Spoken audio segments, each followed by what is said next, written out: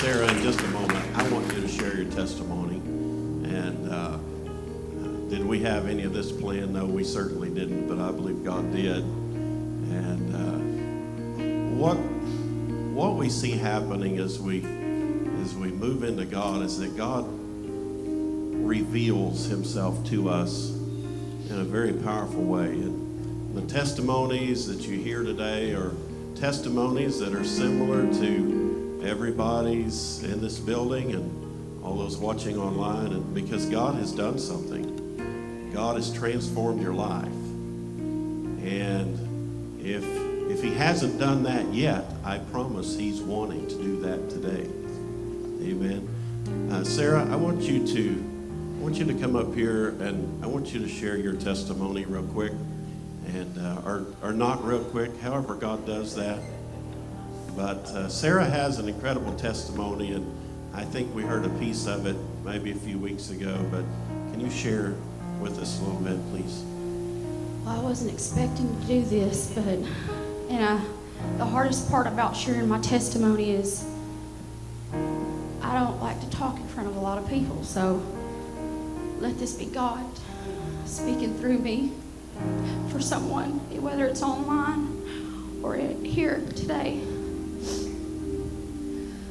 Well, about 5 years ago, I started a life of hardcore drugs, and I lost everything.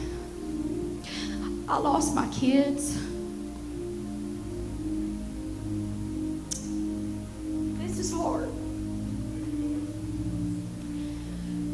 I lost my marriage. I didn't have God. And I didn't want to live anymore. I didn't see the purpose in my life.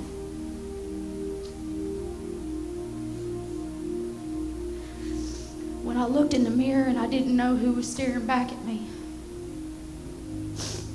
I knew it was time to change. I loaded up the car with only things that I couldn't get back. I loaded up the car with pictures of the boys and things of that nature, and I left Forest City, Arkansas, and I drove about an hour and a half to Searcy, Arkansas, and the whole way I stopped about 5 times like, Lord, if this is you, let me get there. If I get a flat tire, I'm turning around because I don't want to do this. I don't want to do this. And I made it there in my 94 Buick. So it was God from the beginning. So I checked into rehab, and it was a 30-day program. It wasn't faith-based.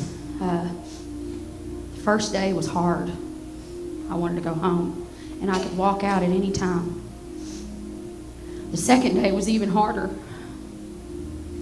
I wanted to leave. I even told them I wanted to leave. There was a couple of people that talked me out of it. That was God too.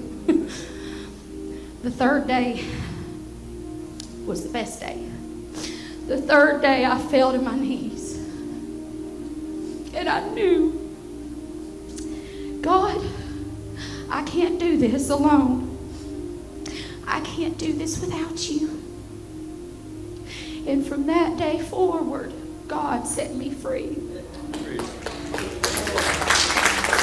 I lost the desire.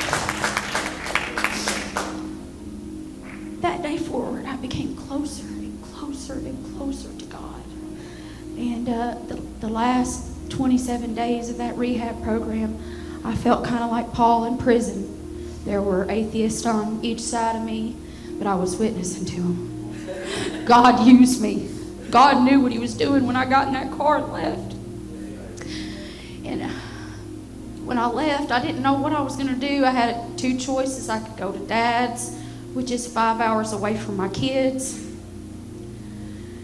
or there was a women's home I could go to, but there were no spots at the women's home. So God called me to Mena, Arkansas.